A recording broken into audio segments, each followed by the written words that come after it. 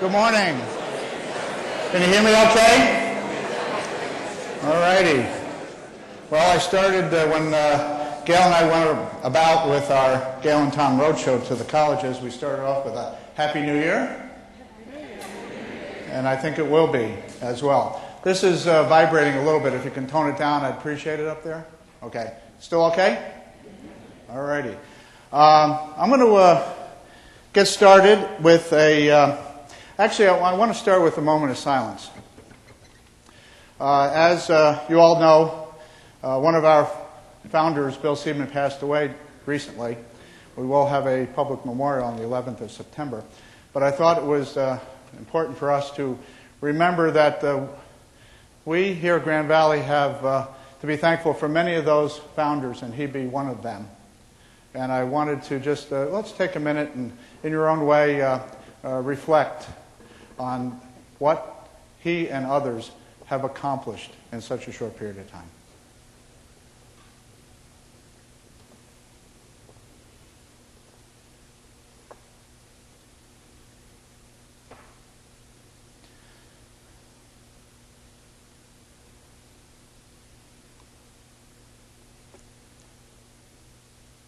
Thank you.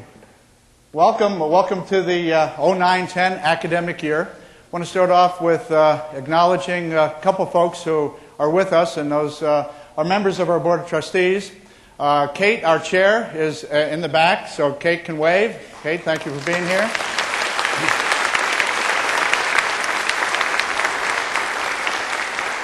Kate's our new chair. Our vice chair and chair of the academic affairs is Noreen Myers.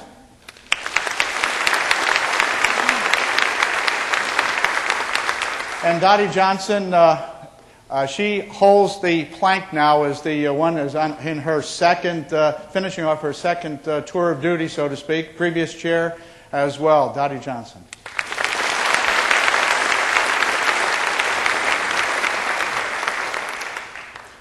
I think we're off to a great start.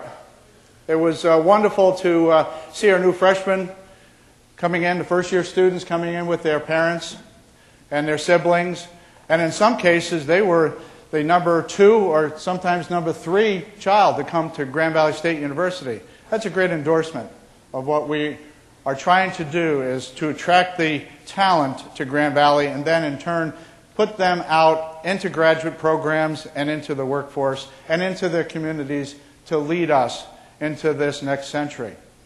We have an awesome responsibility to do just that. But let me start off with that notion that I sensed with these new students and the returning students and the faculty and staff who can contribute to their development. There was indeed a great sense of optimism. And now I'm starting my 4th year. I'm very, very proud to be serving at Grand Valley State University, especially at this time where the context really has changed, hasn't it, since I arrived here. Arrived here, the stock market was about 14,000. Housing prices, well, we know that. 401 are now 201. And the like, but the context has changed. However, our roles and responsibilities that I'll talk about here in a few minutes have not. And also the context has changed, I think, fairly dramatically with Grand Valley State University. One of my first ventures early on in my first year here was over to Detroit at the Econ Club. And I was there and was introduced. Tom Haas from Grand Valley State University, a number of people came up to me and said, and these were business leaders, said, "Where's Grand Valley?" One person said, "Oh, Grand Valley, isn't that tiny college out near Grand Rapids?" 3 years ago. Well, in that case, I responded, "We're a tiny college of about 22,000 students." But now I returned back 3 years later, and I was just recently, last week, in Detroit with some business leaders. And what I heard from them, and they invited us over, what I heard from them was clear. Grand Valley, you guys are doing a remarkable job. You're helping the state of Michigan. We appreciate what you do. My goodness. Wow. In 3 years, we went from who to wow across the state of Michigan, all because of people like you. Pat yourself on the back for that.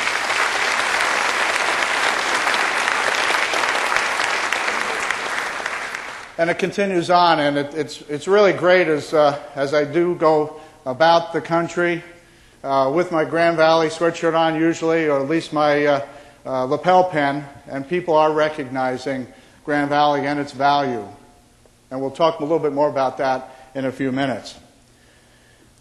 But I'm starting, as I mentioned, my 4th year, and I am very, very appreciative of our mission to shape.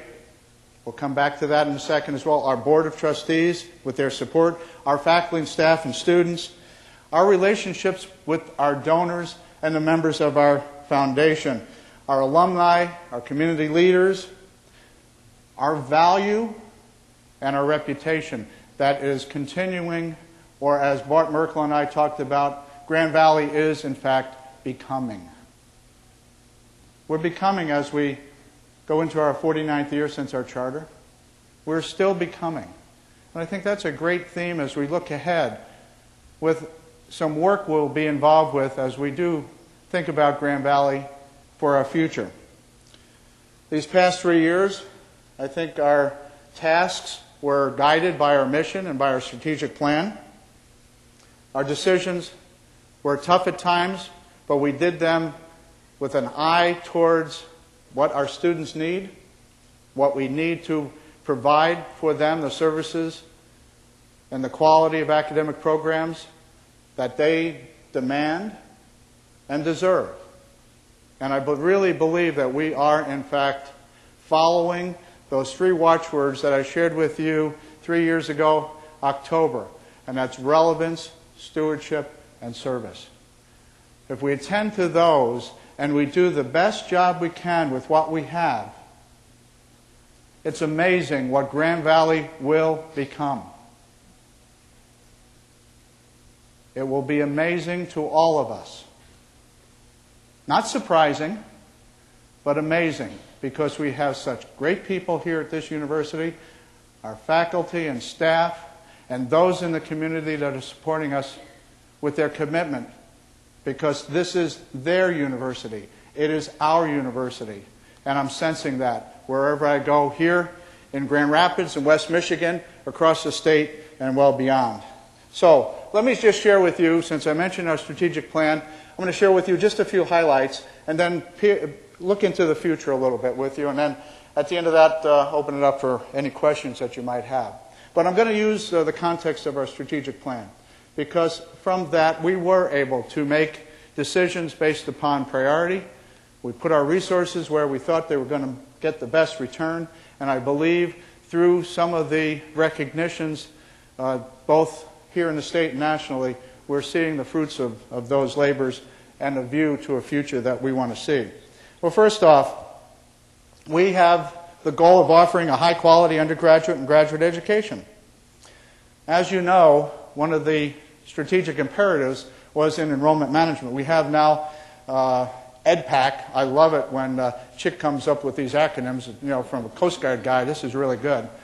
But EdPAC, it's our enrollment management group, and it must continue, I think, to be an imperative as we look ahead. There's challenges yet that's prompted by policy here in the state with Prop 2, for instance, and also demographic shifts, too, with looking at what's happening in the economy around us, which exacerbates the numbers of students that are going to be college age. So we do have some challenges there. But I can note that our graduation rates are up. In fact, our 4-year rates went from, I think Gail was saying, 7th or 6th, and now we're 4th in terms of graduation rates. The efforts, I think, put forward by Don and Mark, led with our provost and others here, the faculty and staff, are really making that change. We are now moving into not just the college of choice, but the college to sustain that first choice as well. And EdPAC, our enrollment management group, is really looking at innovative ways to continue that as well. You'll hear more about that as the year progresses. Our goal I think we need, for the 6-year iPads rate, that's the data system that tracks all this, I'd like to see us at the 60% rate. That'll put us solidly in fourth, just a touch under third, and if we really squeeze this gale, maybe we can be up to third even before the 5 years are out. So I think that this is doable, and we must take advantage of the opportunity we have right now. I think the innovations in our classroom are really reaping the benefits. Our students are seeing our faculty engaging them in the learning process. We're assessing their learning. And I do think that the innovations in this area is also expanding into other areas outside the classroom, which I'm very, very pleased to see as learning takes place in so many different ways. And as we know, with the diversity of our student learning, we can engage students and create for them opportunities to succeed. They will develop those habits of mind and heart, which I think are so important. And as I mentioned a few minutes ago, our assessment of student learning continues to evolve, and we were noted in the North Central Higher Learning Commission for our protocols in assessment. Basically, it's how do we know our students are learning what we want them to learn? And from that, we can make the improvements in what we want our students to learn and succeed. I do think, though, as we see the evolving nature of our enrollment, we're going to get more adult learners coming to Grand Valley State University. We have to understand that the adult learners have different needs, and we have to adjust and be innovative in that regard. Whether they be undergraduate or graduate students, they will be coming to Grand Valley State University. Including among those are the adults that are coming back after service to our nation, the vets. I'm so pleased when I saw that Grand Valley has been named in the top 15% of veteran-friendly institutions across America. We will be seeing that again. Thank you.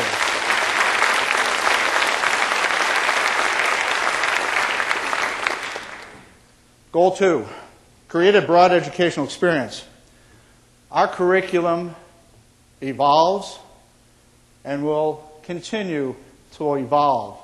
That first watchword, relevance. Such a key, important perspective of faculty and staff.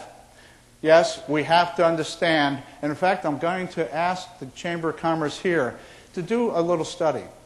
When we say the jobs of the future, a knowledge-based economy, I want to know what that means. Are we still mired with the industries that are from the old economy?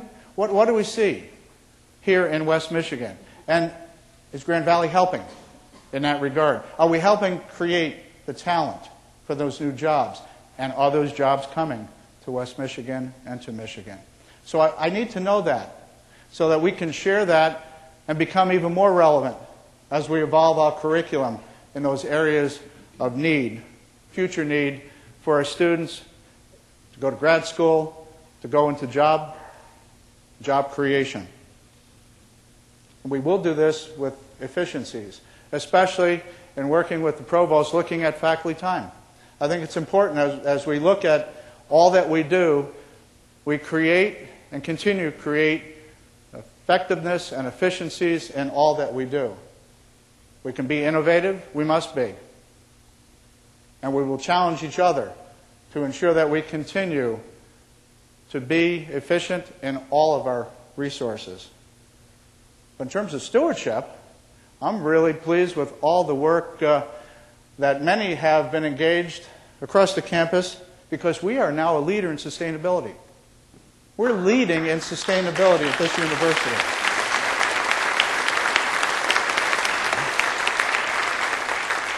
I'll tell you, I was so proud when I got a call from the American Governing Board's office and said, Tom, we heard great things about Grand Valley State University in terms of what you're doing in sustainability. How would you be on a webinar? You can be one of the presidents. I'd have a board member, I have a faculty member, and I have a consultant. I said, wow, let's do it. And I got some help with Norm Christopher and others, and we put together our version of that. But this whole idea of sustainability, curriculum, yes, 8 LEED certified buildings, more on the way. Wow. And to be 25th amongst the top 25 colleges and universities in sustainability, when I saw that measure, I said, we're making a difference. And you know why?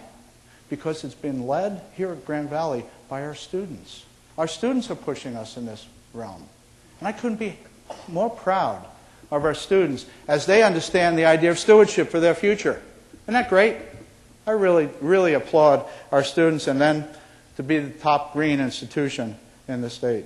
And I think in terms of broad educational experiences, I'm very, very pleased with the efforts that we're doing in our international programs. That, to me, is creating, again, the atmosphere that we are a small world. I had a great opportunity of meeting some of our new international students and those that return from international programs, and that has to continue, in my mind, to inform ourselves and inform our students as we create those broad educational experiences. It's going to be more and more important, I think, to attract and retain those students here at Grand Valley State University. Goal 3, contribute to the enrichment of society through collaborations. Well, this morning I was with a group of folks, 34 of them from Springfield, Missouri, coming to Grand Valley. They were board members of education, higher educational institutions at the public, private sector, community college. 34 of them coming this morning. They were here last night as well. Coming to Grand Rapids to see how we do things in Grand Rapids. And at the end of the time, they said, Dr. Haas, what do you really believe sets ourselves apart? And I said, without a doubt, it's the private-public partnerships that established Grand Valley almost 50 years ago, that continues to nurture Grand Valley today, continues to nurture this region. That is the difference. That's our niche. We can never take that for granted. It is indeed a partnership. It's a collaboration with so many who have the confidence in Grand Valley State University. And you'll see some of these other collaborative efforts go forward. For instance, with Grand Rapids Community College, or Muskegon Community College, or Lansing Community College, or Oakland Community College, where these campuses have students that aspire to a 4-year degree that are going to be relevant in their lives. Why not be the college of choice for them as well? And we're seeing improvements in that regard because we do have to become even more and more friendly to our transfer students that are coming here. And that way we can see even greater improvements in our retention rates. Other things in terms of collaboration, the whole area of health. Remember 3 years ago when I came here? Well, Michigan State's going to have a presence here. I welcome that. I welcome that with our own leadership because we are providing such an awesome infrastructure for new emerging industries that are going to come out of that, whether it be in the actual healthcare or those other industries that have to support healthcare.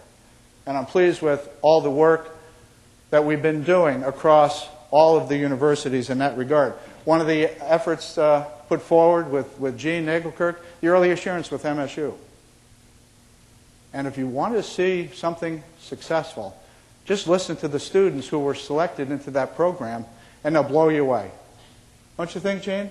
Wasn't that wonderful? To hear in their own voices, we're providing them an opportunity to shape society.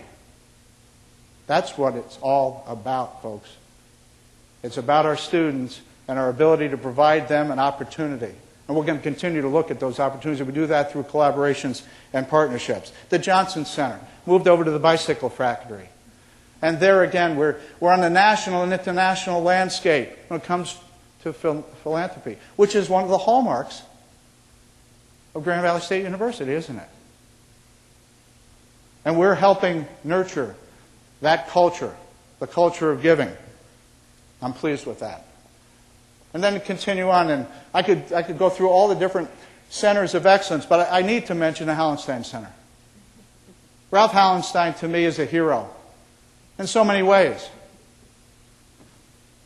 And with him and Gleaves and others, we're making a difference in the world when it comes to presidential studies and the partnerships that they are evolving as well with the Ford Museum and with so many others. I was told we've had on our Hallenstein Center millions and millions and millions and millions of hits. Pretty remarkable for something that's so young. Led by a young 90, almost 97-year-old gentleman who's looking at the future and looking at Grand Valley as a way to ensure our relevance into that future. And there's others to do as well. But I do think we can't stop there. We also have another cultural norm here in West Michigan, that's entrepreneurship and innovation. We have to, and we've done some things already in this regard, we need to redouble our efforts there. It's in our DNA, folks. The idea of entrepreneurism and innovation. We fuel that here at Grand Valley State University. We're a reflection of our community in that regard. And I wanted to see if we can gather even more momentum towards a center of entrepreneurship that will be world-class.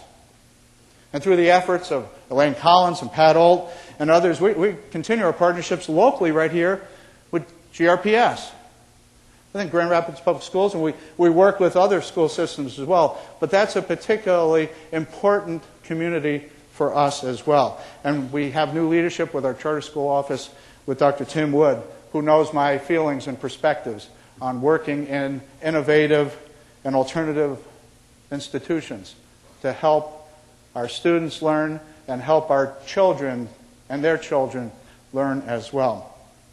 And one note, in terms of building collaborations, and it all deals with relationships. And I have a great partner in this, and that's Marcia.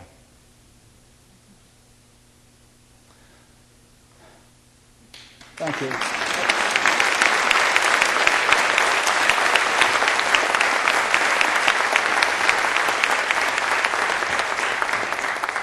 She's great. She is really great. Promoting relationships, I call her the grand affiliator. But she does this in her home, outside the home, and it is wonderful to have that partnership on behalf of the university. Goal 4, inclusion, equity, and intercultural learning. We need more. We need to not just promote it. This too has to become part of our DNA. It really is important because our students are going to be working in this global economy, taking leadership in the global world. My message was I was disappointed but not discouraged when I saw some of the decreases of students that were going to be unable to come here because of Prop 2. But in 9-10, I'm seeing improvements in those numbers, right, Chick? We're seeing some efforts. The EdPAC group is working very, very hard. We cannot give up on that. We cannot give up on that. It's an imperative yet. And our Division of Inclusion and Equity is operational. Thank you.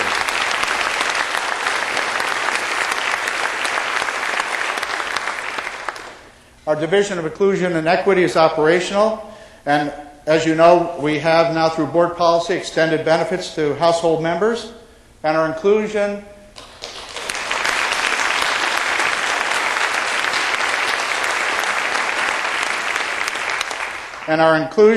and implementation plan is no longer a strategic plan. We are going to embed this DNA, and Jean and others, and she will be arm in arm with so many of you over this next year that we will fully implement our plans. You will see that in our strategic plan. And I'm very, very pleased with the design of the model program for students with disabilities, and that continues to be implemented as well. Goal 5, a vibrant university culture. Bart Merkel and others always remind us, students first. Students first. We need to encourage their development in so many different ways. The academic intellectual part, of course, we're a college. That development goes so much further. It's the intellectual. It's all these domains, I would call them, with the physical, the spiritual, the emotional. The civic responsibility is a domain. that our students can learn in. And through that, I believe, remember that third watchword, service? The value of service is really seen through understanding that we are helping develop the character of our future leaders. That's really one of the most important responsibilities that we have with our students. We share of ourselves in the classroom and outside the classroom. And the idea of service is being reinforced and must be reinforced. In fact, community service projects are one of those areas that I think we can take real pride on, because at a recent American Council on Education annual meeting, I was in the audience when Grand Valley was named to the honor roll in community service.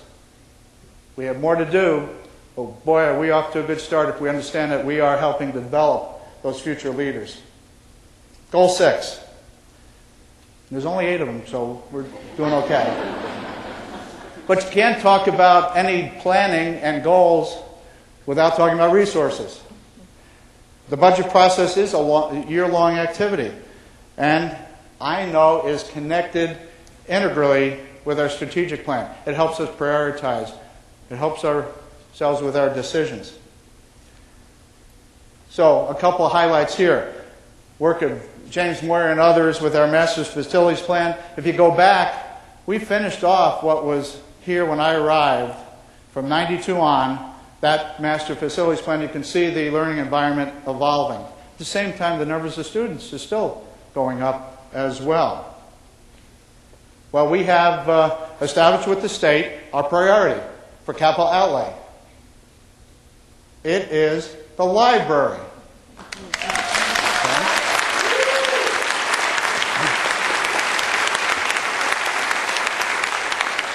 The Mary Ida Pugh Library continues to be job one under the comprehensive campaign. It is always mentioned squarely whenever I'm talking to a politician, a leader in Lansing, and other friends who can help me with that. Matt McLogan knows that real well because I'm redundant, but that's okay, right, Matt? Yes, sir.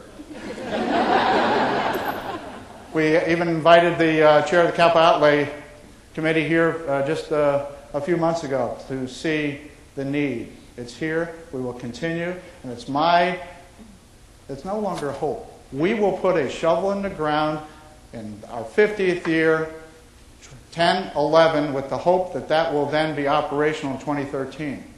It may be, as I mentioned in some of the startup meetings, base 364, but we will continue our efforts to provide our students with the tools so that they can succeed.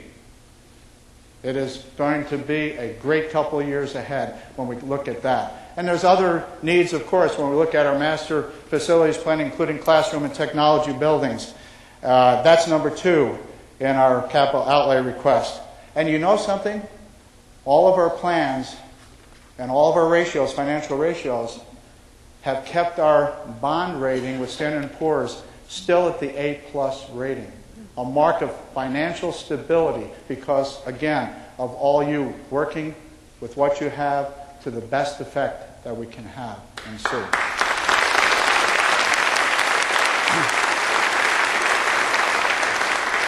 So last year we finished 5 infrastructure improvements. There's another one on the way. You can see it south of us with learning and living and dining.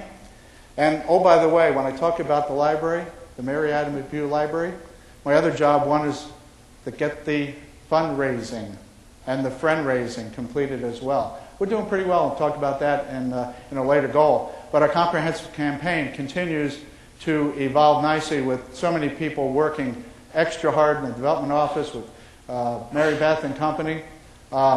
We have done very, very well so far with the comprehensive campaign. We're going to celebrate that June enrichment dinner. We have just a skosh under $10 million to go. In other words, we have a little bit over $20 million in the books for the library at this point. So we continue to do well. Job one in getting that learning environment the way we want it with our learning and information comments. I continue to be a fiscal conservative. My colleagues at the senior management team table know that, and I believe and I know that they have the same mindset as we do. We have to continue to be cost conscious. We want the best quality for every dollar that we have here. Yes, we do get state dollars, but we get more dollars from our students and their families than ever before. It is incumbent upon us, I think it's a moral obligation that we have to those students and their families to do the best we can with every dollar that we have. And at the same time, providing the quality of service and academic programs and our support to the region with quality, because that will be, at the end of the day, fuel our reputation, continue to draw in students, and continue to have them here, and in turn, be in the best position to serve well beyond their graduation day here. Mentioned in passing with the Standard & Poor's rating, I do think that we are, this year, given all the turmoil, probably better off financially looking at our ratios than we have been ever. And again, that's a remarkable comment with regards to those in Jim Bachmeyer's area and so many others. So I think we are and will continue to respond to current economic decisions to make sure that our students first, remain as whole as they can be with our resources here in terms of the financial aid that we are going to be able to offer them. It's an imperative. It's part of enrollment management, but it's all part of being good stewards of our students and their families, of their time and their resources as well. Goal 7. Effectively present the university's image and advance its reputation. We've been talking a lot about that already this morning. One of the efforts that we put forward a couple of years ago that continues to pay us great dividends is a report called the Accountability Report. And to give credit where credit's due, Matt McLogan came to me and said, Tom, we need to be able to tell the Grand Valley story. The best way to do that is with data. And I said, I'm all ears, I'm a chemist. He said, well, let's do it. We created this document along outcomes, the desired results. We also have an internal document looking at dashboard gauges for our effectiveness, measuring ourselves. But in fact, the accountability report was directly linked to our strategic plan. And from that, I've been hearing time and again, I'm glad that we have that internally and externally, because it does paint a picture, good, bad, ugly, of Grand Valley State University. We will continue to do that. But one of the things that is quite clear in my mind, in terms of university image, we are a cost-effective platform to deliver the promises to our students. And we do it in a cost-effective manner in terms of delivering those promises. If you look at the accountability report, there's no doubt in my mind we are the most effective and efficient university, public university in this state. And I'm glad to have that out publicly.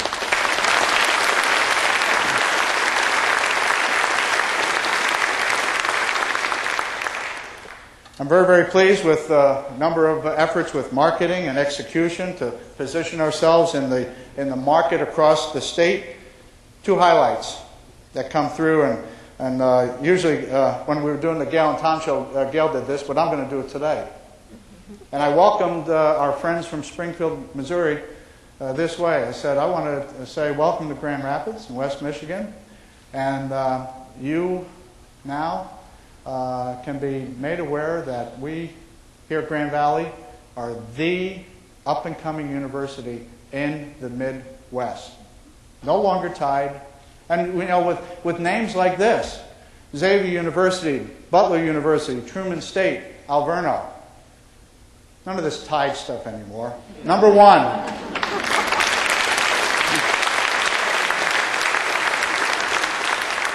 And the other achievements continued to come in throughout the summer. Princeton Review, Best in the Midwest.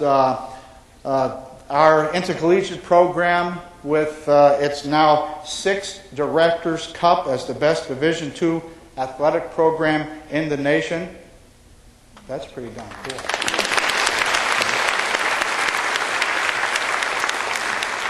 But that particular designation shows sustained efforts. Yes, it's in intercollegiate athletics, but it also shows us the culture of sustaining those efforts in excellence beyond the turf field, beyond the courts. It really is sustained excellence across this entire university. And as you know, it was great to have the report from the North Central Association Higher Learning Commission. But this past year, engineering, Padnos College of Engineering and Computing completed their ABET, American Board of Engineering Technology, and that was successful. 6 years, in fact, it was a brand new program, and I've been involved with ABET for many, many years. Normally, you get 3 years with a new program. Dean, we got 6, didn't we? All right, that's pretty darn good.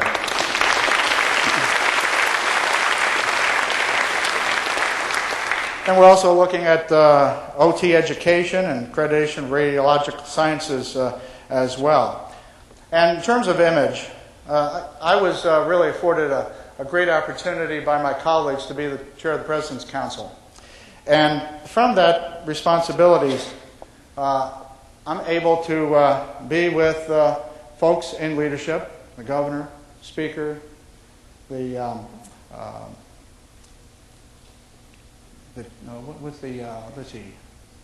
Senate. What's the name of the leader in there? What is it, Matt? Majority Leader. Majority Leader in the Senate. And I've interacted with them quite a bit. And what I try to do at every turn, in addition to the library, is to remind them of their goals and their responsibilities to higher education.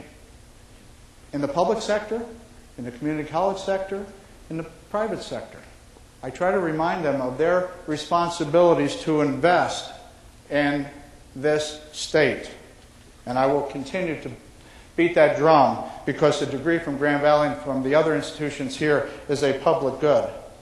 Or in other words, when I was testifying, you don't cut your engines when there's storms around you. Just can't do that. It's not wise. And we've been doing that. We've been disinvesting in higher education. So in that bully pulpit that I have, I try and remind them of their obligations to this state. Last one. Develop and expand relationships with current and new constituents. Broaden the base was one of those imperatives. We continue to do that. In fact, in the last 3 years, our base, through the efforts of so many in the development office, has grown by 25%. Just in 3 years. And last year, the 08-09 year, we had a record fundraising year of $28 million from all choices. That's remarkable given last year, isn't it?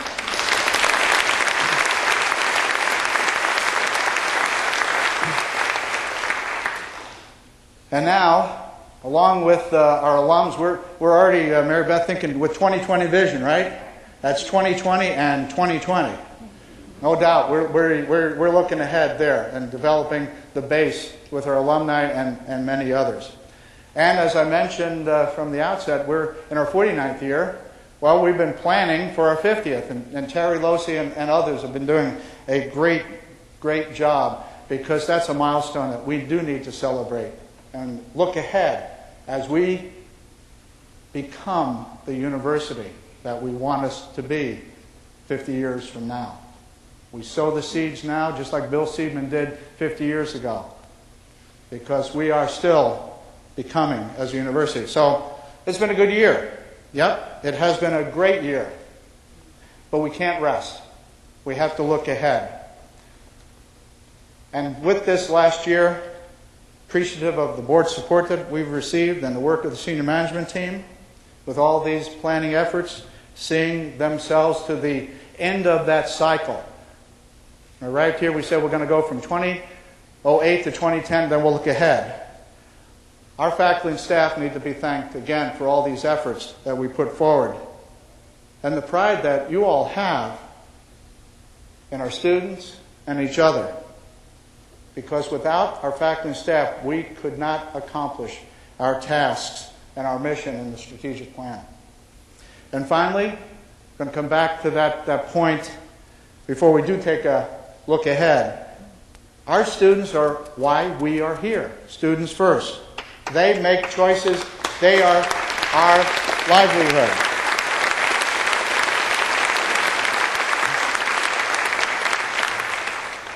They are why we're here, why we exist. And we at Grand Valley need to fulfill our promises to them, as well as those in the community and the state who invest in their future.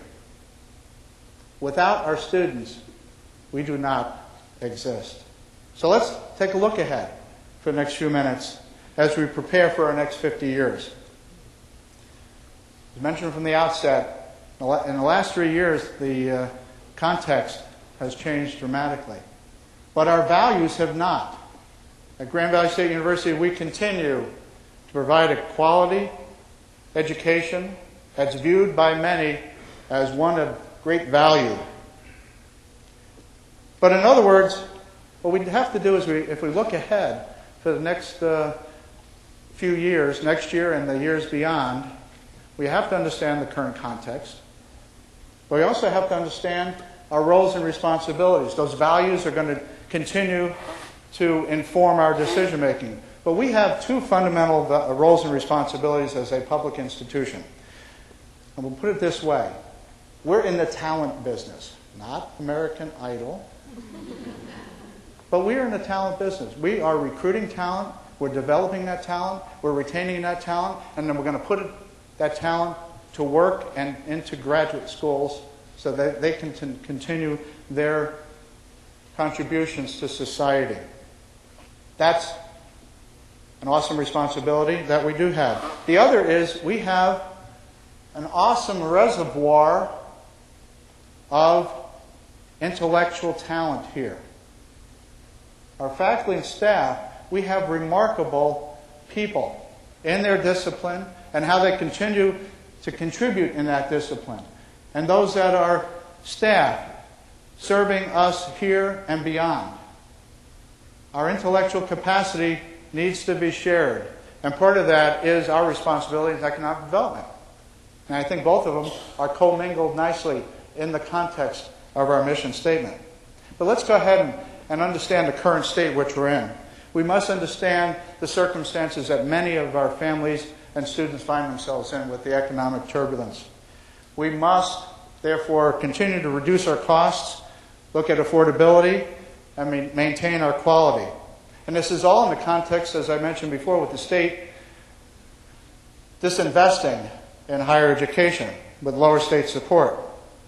And therefore, there's going to be some balance with those that are need-based students, and therefore we have increased in financial aid in that regard to fulfill those promises made not just to our students, but we have had a remarkable year in attracting last year, I think, over 20 private scholarships who have connected with Grand Valley because they see the future in our students as well. And of course, we have made great connections with on-campus jobs and redouble our efforts in internships as well.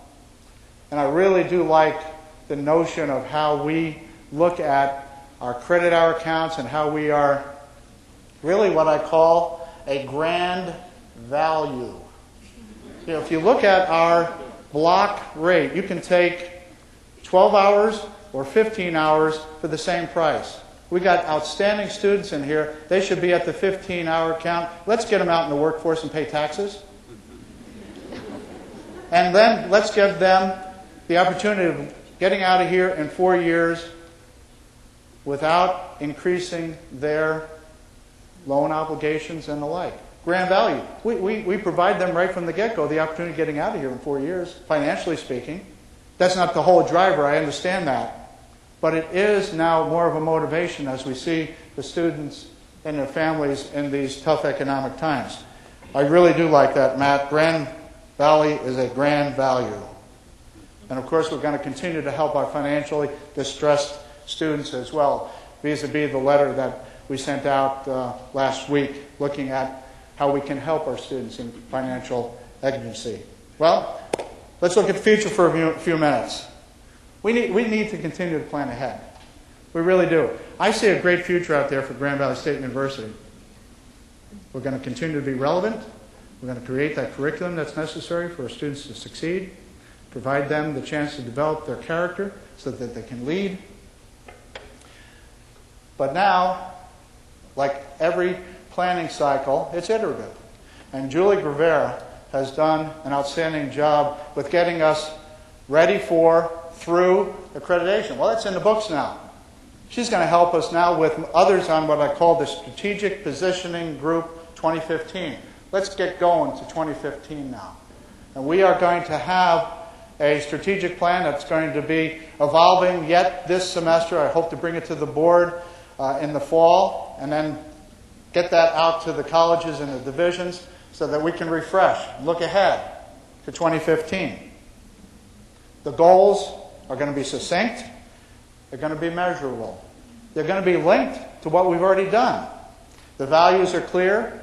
I think that that is what drives Grand Valley and will continue to provide the niche in which we can be successful. Our imperatives that we pointed out are going to be embedded because they do help us establish priorities, whether it be in master facilities planning, enrollment management, inclusion, building a base, or image.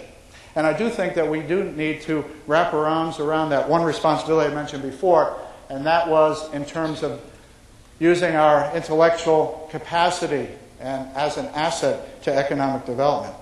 And of course, the strategic plan has to be used for decision making, and the budget allocation and our accountability report will, of course, be linked with that. So, heads up, before 2010, January of 2010, this plan will be rolled out so that everyone in the colleges and in the divisions and the units and all then can refresh their plans to 2015. Our mission, we started off our conversations this morning, is to shape. Very clear. We're not tweaking that.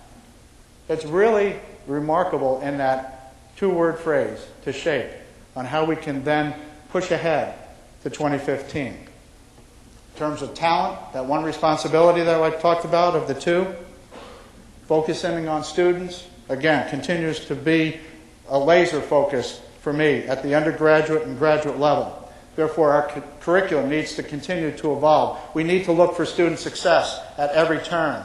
We need to understand what the needs of the graduate schools and our partners in businesses and industries want from our students, want from our graduates. They will help us inform, therefore, our curriculum, then we can deliver it. And of course, in terms of student services, it is incumbent upon us to understand that the talent is going to be retained here if we provide the services that the students deserve and demand. And I love the idea of, again, creating those partnerships, especially in the areas of internships. The other responsibilities in terms of the mission to shape. I do believe that we need to really look at and defining our roles in economic development. We have our own impact, so to speak. I think we're, I don't know, I'm going to turn to Matt again, almost $500 million of economic impact a year. That's pretty darn good. But we can do more with regards to our impact in the region. And that's for the profit and the not-for-profit sector in which we can assist. Not saying that we aren't doing it already, because we are. My goodness, we're doing it so well in a number of our initiatives, whether it be Merrick over in Muskegon, or the small business, or Van Andel Globe, or Wednesday up in the fifth deck of Cook DeVos and others. But I think as the state continues to dissolve itself and divest itself with its support to higher education, we have to look for new partners. I mentioned the K through 12. We'll continue to look at the pipeline across the whole state. We must do that. That's part of economic development. We have to look at community colleges across the entire state to see if we can then provide an opportunity for the transfer students who wanted to finish off their four-year degree or beyond here at Grand Valley State University. Community colleges are important to us. It's part of economic development. And of course, the businesses and industries. We have a fantastic base of manufacturing, light manufacturing. How do we connect that up in this new world, knowledge-based economy as we're calling it. Well, we have a responsibility in that. We at Grand Valley can be catalysts for synergistic partnerships with the business and industries, both in the profit and not-for-profit. We can provide our own intellectual capital through our own knowledge and our own research and scholarship. We can provide some short-term training as well in working with GRCC or Muskegon.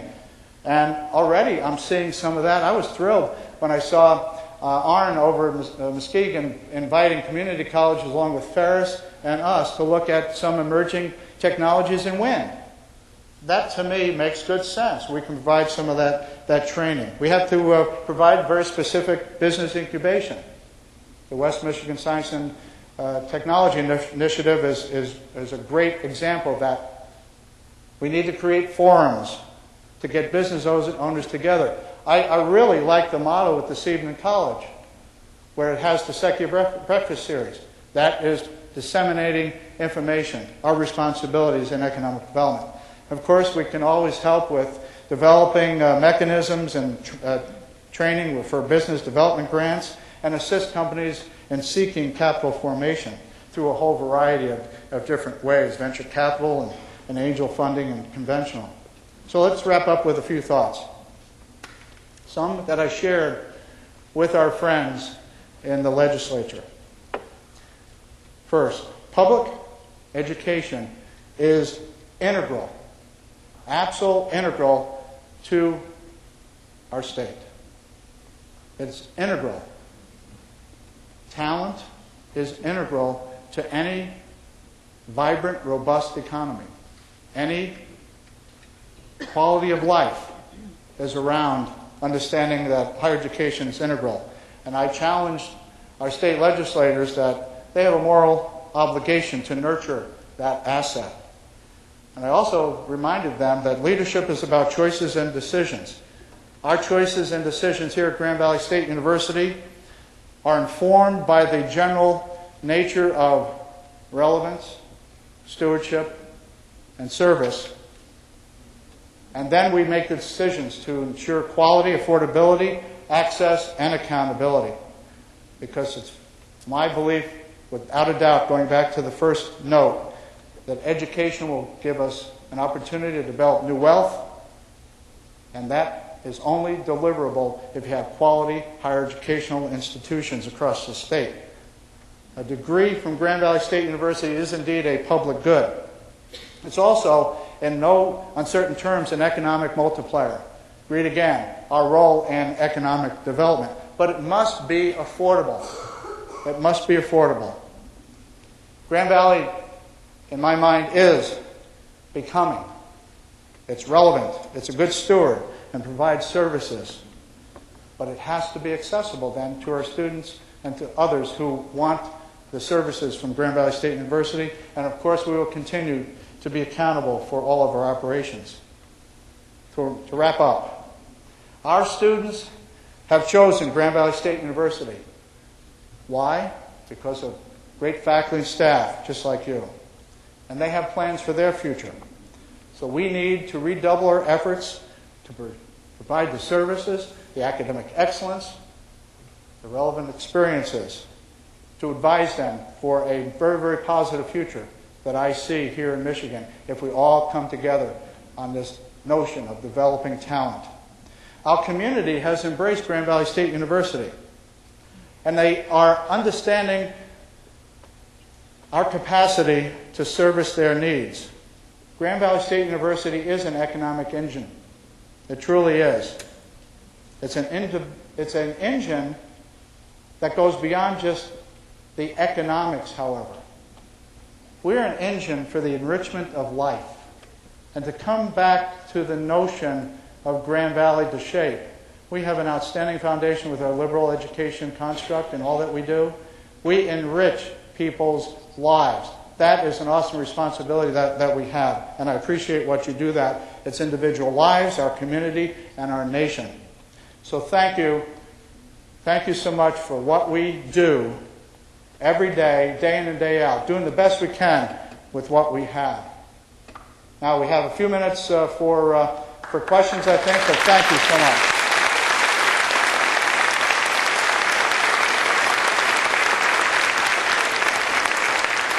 Okay, I'm going to take just a couple of questions. It's about 11, so. Yes, sir. Yes. Even though state appropriations cover an ever-decreasing percentage of our operating costs, they are still important. Can you give us any update on the state of appropriations for Grand Valley? Sure. You want any more? Sure. It is. You know, in terms of revenues, we get about 18 cents out of every dollar from the state. It's important. I mentioned that to Andy Dillon quite recently, that I appreciate whatever support I get from the state. New partnerships are going to be necessary for us to sustain that effort to provide the quality and access and affordability to Grand Valley State University.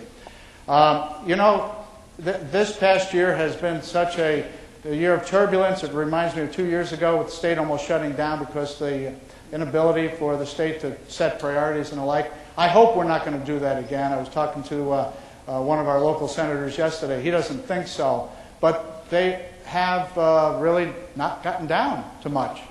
And we've got 5 weeks to go. So what I see us doing is there's still going to be continued erosion.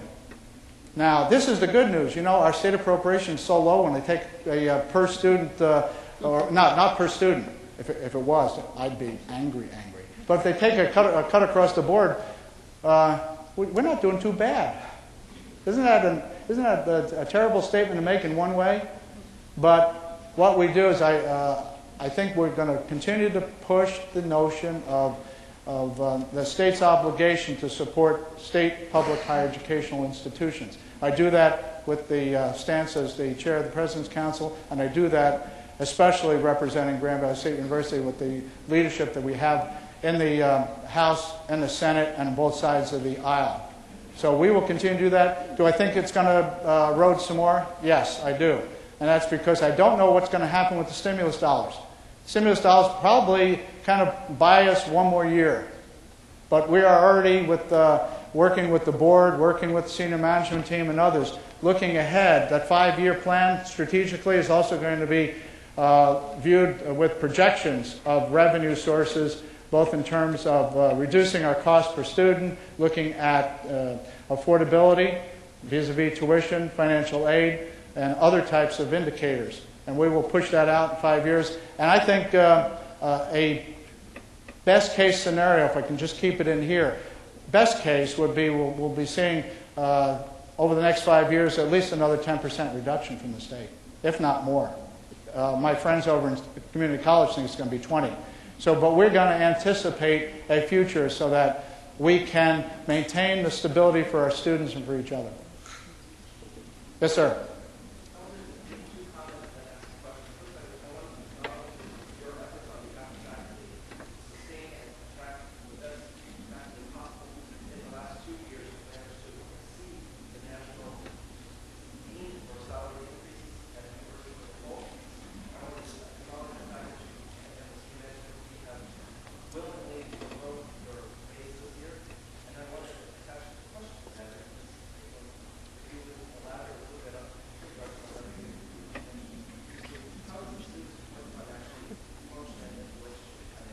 Sure. Good question.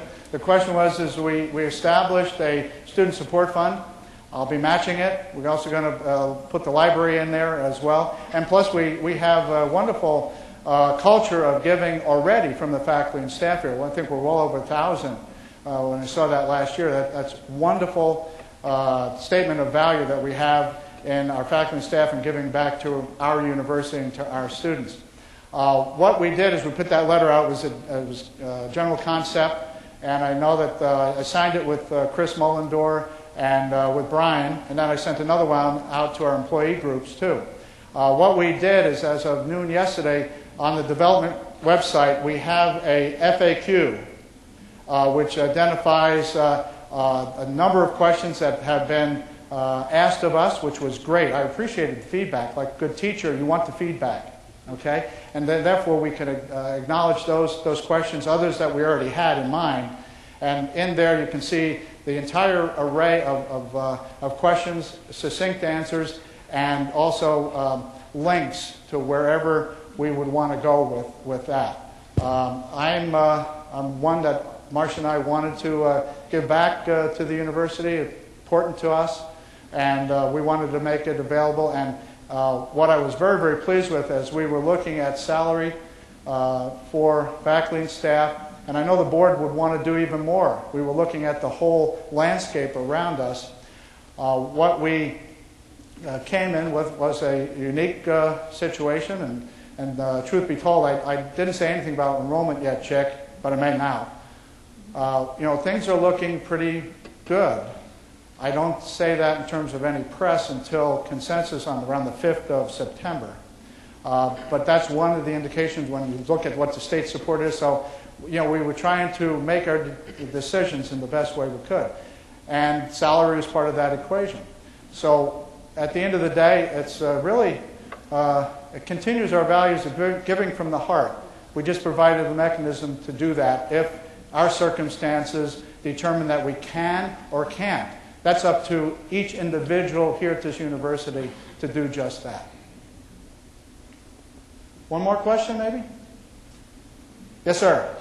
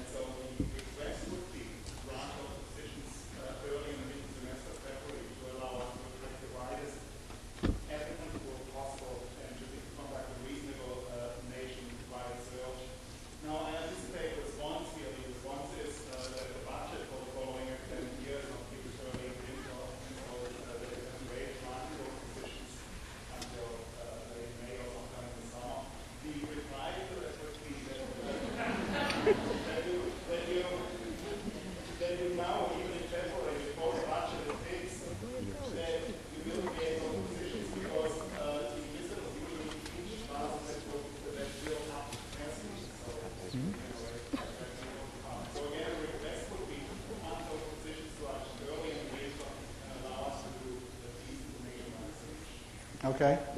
I'm not going to give you a bureaucratic answer. But I am going to pass that along to the provost.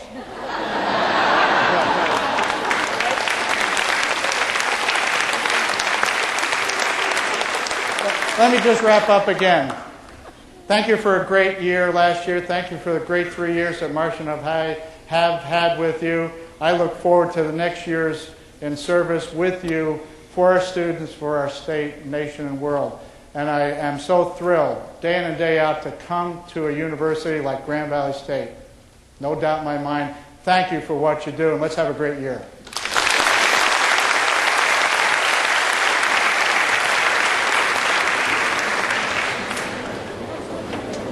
I sure will.